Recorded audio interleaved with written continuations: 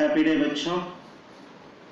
San academy Pallikaranai में आपका हार्दिक स्वागत। यह है 10वीं कक्षा द्वितीय भाषा हिंदी के अंतर्गत हम पाठ 3 तथारा वामिरों की कथा पाठ पढ़ने जा रहे हैं। यह पाठ एक लोक कथा पर आधारित है। इसमें कार निकोबार द्वीप समूह और लिटिल अंडमान एक दूसरे से 96 किलोमीटर दूरी पर है, उसके बारे में अभी हम पढ़ने जा रहे हैं। यह पाठ सर्वप्रथम इसमें तथारा नामक का पासा गांव का एक सुंदर एवं शक्तिशाली युवक, स्वभाव से नेक, आदमीय पूर्ण तथा दूसरों की सहायता करने वाला, एक दिन समुद्र तट पर सायंकाल वामिरों से मुलाकात के पश्चात वामिरों से प्रेम मुलाकात होते ही तथा अफवाहें फैलती जाती है। परंपरा पर क्षोभ तथा अपनी बेबसी पर खींच उठने वाली ये एक कहानी है। इसमें वामिरो नाम की लड़की जो है वह लपाती गांव की सुंदर युवती, सुरीला कंठ तथा गीत संगीत जादू बिखरने वाली कला में माहिर, आकर्षण तथा अनेक गुणों से युक्त यह लड़की है। मौन अभिव्यक्ति और मुख समर्पण वामिरों की मां का विरोध तथा तथारा को अपमानित करना, वामिरों की मृत्यु के बाद भी वामिरों की विक्षिप्त प्रेम पथ पर संपूर्ण जीवन समर्पित है। इस समर्पित पाठ ही अभी हम पढ़ने जा रहे हैं। पाठ का परिचय। जो सभ्यता जितनी अधिक पुरानी होगी उतनी ही उसकी किस्से कहानियाँ उससे जुड़ी हुई अधिक होती है।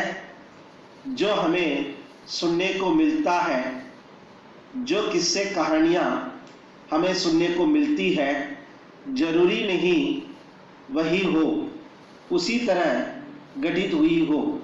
जिस तरह वो हमें सुनाई जा रही हो, इतना जरूर होता है कि इन किस्मों और कहानियों में कोई ना कोई सीख छुपी होती है। अंडमान निकोबार द्वीप समूह में भी बहुत तरह के किस्से और कहानियाँ मशहूर है। इसमें कुछ लीलाधर मंडलोई ने इस प्रकार यहाँ पर दिग्दर्शाया है। इनके सरल स्वभाव और इनके वर्णन को पढ़ने से हमें पता चलता है, एक सजीव वर्णन इसमें किया गया है। इस वर्णन से हमें पता चलता है प्रस्तुत पाठ तथारा वामिरों की कथा अंडमान निकोबार द्वीप समूह के एक छोटे से द्वीप पर केंद्रित है।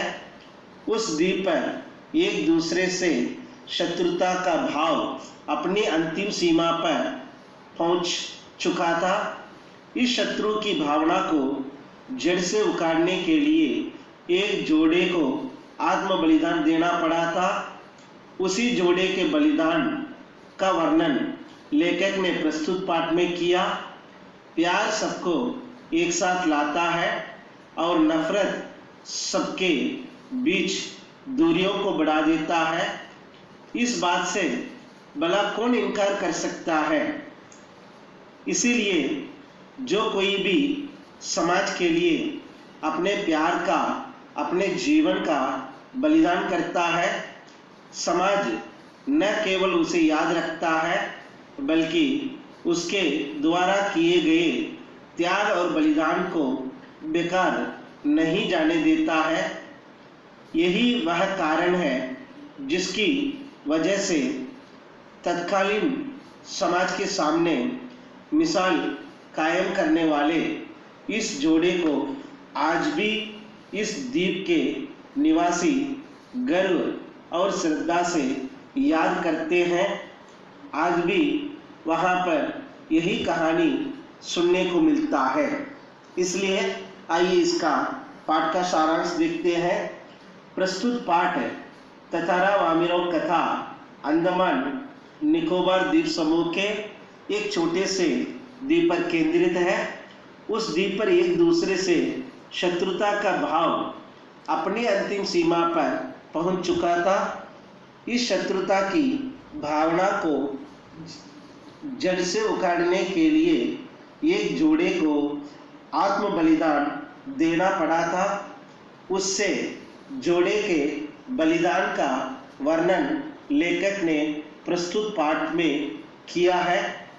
इस प्रकार इस पाठ में हमें ये देखने को मिलता है, बहुत समय से पहले जब लिटिल अंडमान और कार निकोबार एक साथ जुड़े हुए थे, तब वहाँ एक बहुत सुंदर गांव हुआ करता था।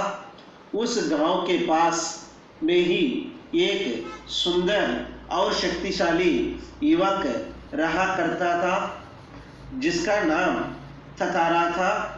निकोबार के सभी व्यक्ति उससे बहुत प्यार करते थे। इसका ये कारण था कि तथारा एक भला और सबकी मदद करने वाला व्यक्ति था। जब भी कोई मुसीबत में होता तो हर कोई उसे याद किया करते थे। वह भाग भाग कर उनकी मदद करने के लिए तैयार रहता था। वह हमेशा अपने पारंपरिक पोशाक ही पहना करता था। कमर में एक लकड़ी तलवार बांधे रखता था। लोगों का यही मानना था कि वो जो तलवार जो है लकड़ी की बने होने के कारण उसमें कुछ अनोखी दैवीय शक्ति है। तथारा कभी अपनी तलवार को अपने से अलग नहीं करता था। वह दूसरों के सामने तलवार का प्रयोग भी कभी नहीं करता था। तथारा की तलवार जिज्ञासा पैदा करने वाले एक ऐसा राज्य था जिसको कोई नहीं जानता था।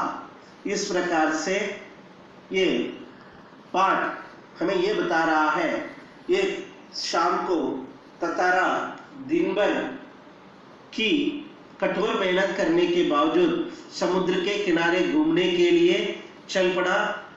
समुद्र से ठंडी हवा आ रही थी। शाम के समय पक्षियां चहचहाने लगी है।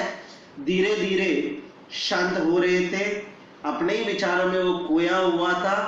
तथारा समुद्री बालू पर बैठकर सूरज की आखिरी किरणों के समुद्र के पानी पर देख रहा था। बहुत रंग बिरंगी ये प्राकृतिक दृश्य दिख रहा था। तभी कहीं उसे मधुर गीत सुनाई दिया जो उसी के आसपास कोई गा रहा था। तथारा बेचैन मन से उस दिशा की ओर बढ़ता गया। आखिरकार तथारा की नजर उस युवती पर पड़ी। उस युवती को यह पता नहीं था कि कोई युवक उसे बिना कुछ बोले बस देखता जा रहा था। उसी समय अचानक एक ऊंची लहर उठी और उसको भिगो कर चली गई। इस तरह अचानक भीगने से वह युवती हड़बड़ा गई, अपना गाना भूल गई। तथारा ने बहुत ही विनम्र तरीके से उस युवती से विनती की, तुमने अचानक इतना सुरीला और अच्छा गाना अधूरा क्यों छोड़ दिया? पूछने पर उसके लिए अपने सामने एक सुंदर युवक को देखकर वह युवती आश्चर्यचकित हो गई। उसने नकली नाराजगी दिखाते हुए उत्तर दिया, पहले ये बताओ कि तुम कौन हो, मुझे इस तरह क्यों देख रहे हो और इस तरह के अनुचित या बेकार के प्रश्न पूछने का क्या कारण है। ततारा बार बार अपना प्रश्न दोहराता रहा। ततारा के बार बार ही प्रश्न पूछने पर वह युवती चिढ़ गई। युवती ने कहा, आखिर मैं गीत क्यों गाऊं, अर्थात मैं तुम्हारी बात क्यों मानूं? क्या उसे गांव का नियम नहीं मालूम है कि एक गांव का व्यक्ति दूसरे गांव के व्यक्ति से बात नहीं कर सकता है? इतना कहकर वह युवती जाने के लिए तेजी से मुड़ी। उसके मुड़ते ही मानो ततारा को कुछ होश आया और उसे अपनी गलती का एहसास हो रहा था। ततारा उस युवती के सामने चला गया और उसका रास्ता रोककर लाचारी के साथ प्रार्थना करने लगा कि तुम बस अपना नाम बता दो, मैं तुम्हें जाने दूंगा। ततारा द्वारा नाम पूछे जाने पर युवती ने जवाब दिया, वामिरो। यह नाम सुनना ततारा को ऐसा लगा जैसे उसके कानों में किसी ने रस घोल दिया हो। ततारा ने वामिरों से कहा कि कल वह वही चट्टान पर उसकी प्रतीक्षा करेगा। वह वामिरों को जरूर आने के लिए कहता है। इस प्रकार वह ये पाठ में हमें पता चलता है कि वामिरों ने ततारा के बारे में बहुत सी कहानियां सुनी थी। उसकी सोच में ततारा एक बहुत ही शक्तिशाली युवक था, परंतु वही ततारा जब वामिरा के सामने आया तो बिल्कुल अलग ही रूप में था। वह सुंदर और शक्तिशाली तो था ही, साथ ही साथ वह बहुत शांत, समझदार और सीधा साधा था। वह बिल्कुल वैसा ही था जैसे वामिरो अपने जीवन साथी के बारे में सोचती थी, परंतु दूसरे गांव के युवक के साथ उसका संबंध रीति रिवाजों के विरुद्ध था। इसलिए वामिरों ने ततारा को भूल जाना ही समझदारी समझा। परंतु यह आसान नहीं लग रहा था क्योंकि ततारा बार बार उसकी आंखों के सामने आ रहा था, जैसे वह बिना पलकों के झपकाए उसकी प्रतीक्षा कर रहा हो, ऐसा लग रहा था। ततारा दिन ढलने से बहुत पहले ही लपाती गांव के उस समुद्री चट्टान पर पहुंच गया था जहां उसने वामिरों के आने के लिए कहा था। वामिरों के इंतजार में उसे हर पल अधिक लंबा लग रहा था और उसके अंदर एक शक भी पैदा हो गया कि अगर वामिरों आई नहीं तो उसके पास प्रतीक्षा करने के अलावा और कोई चारा नहीं था। वामिरा तात्रा से मिलने आ गई। तात्रा और वामिरो अब हर रोज उसी जगह मिलने लगे। लपाती के कुछ युवकों ने इस प्रेम के बारे में पता चल गया। खबर हवा की तरह फैल गई। दोनों का संबंध किसी भी तरह संभव नहीं था, क्योंकि रीति रिवाज के अनुसार दोनों के संबंध के लिए दोनों का एक ही गांव का होना जरूरी था। ऐसा जरूरी होने के कारण इनका जो रिश्ता जो है होना संभव नहीं माना गया है। इसलिए कुछ समय के बाद पासा गांव के पास पशु पर्व का आयोजन किया गया। पशु पर्व में हट्टे कट्टे पशुओं के दिखावे के अलावा पशुओं से युवकों की शक्ति परखने की प्रतियोगिता भी होती थी। ततारा का मन इनमें किसी भी कार्यक्रम में नहीं लग रहा था। उसकी परेशान आंखें तो वामिरों को ढूंढने के लिए व्यस्त थी। जब ततारा ने वामिरों को देखा तो उसकी आंखें नमी सी भरी थी और उसके होंठ डर कर कांप रहे थे। ततारा को देखते ही वामिरा फूट फूट कर रोने लगी। ततारा इस तरह वामिरों को रोता देखकर भावुक हो गया। वामिरों के रोने की आवाज सुनकर वामिरों की मां वहां आ गई और दोनों का एक साथ देखकर गुस्सा हो गई। उसने ततारा को कई तरह से अपमानित करना शुरू कर दिया। इस अपमान से ही वह ततारा जो है उस गांव वालों के भी ततारे के विरुद्ध में बोलने लगे। लोगों की बातों को सुनना अब ततारा के लिए सहन कर पाना मुश्किल हो रहा था। अचानक उसका हाथ उसकी तलवार पर आकर टिक गया। गुस्से से उसने तलवार निकाली। उसने अपने गुस्से को शांत करने के लिए अपनी पूरी शक्ति से तलवार को धरती में गाड़ दिया और अपनी पूरी ताकत से उसे खींचने लगा। जो लकीर ततारा ने खींची थी उसी लकीर की सीधा में धरती फटती जा रही थी। ततारा द्वीप के एक ओर था, वामिरो दूसरे ओर। इस प्रकार से उनके जो है बीच का जो रिश्ता जो है देखने को मिलता है। ततारा को जैसे ही होश आया उसने देखा कि द्वीप के जिस ओर से वह है वो टुकड़ा समुद्र में धंसने लगा। अब वह तड़पने लगा। वह छलांग लगाकर दूसरे की ओर जाना चाहता था, परंतु उसकी पकड़ ढीली पड़ गई और वह नीचे की ओर फिसलने लगा। वह उस कटे हुए दूध के उस आखिरी भूभाग पर बेहोश पड़ा हुआ था जो संयोगवश उस द्वीप के जुड़ा हुआ बहता हुआ ततारा कहा गया।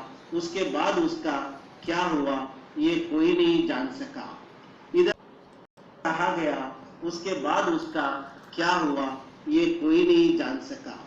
इधर वामिरा तात्रा से अलग होने के कारण पागल हो गई। वह हर समय बस तात्रा को ही कोसती रही और उसी जगह पर आकर घंटों बैठती रहती जहां वो ततारे से मिलने आया करती थी। उसने खाना पीना छोड़ दिया। परिवार से वह कहीं अलग हो गई।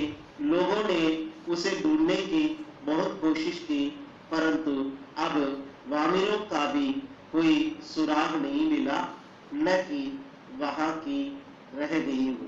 वह कहाँ गई ये किसी को पता नहीं चला। अंत में दोनों लोगों का जो है ये बढ़ाव जो है, ये दोनों लोग जो है किस प्रकार अलग अलग हुए, इसी कहानी को इस लोक कथा के माध्यम से, इस कहानी के माध्यम से अंडमान निकोबार में जो हुई जो घटना को इस पाठ के माध्यम से यहाँ पर बताया गया है।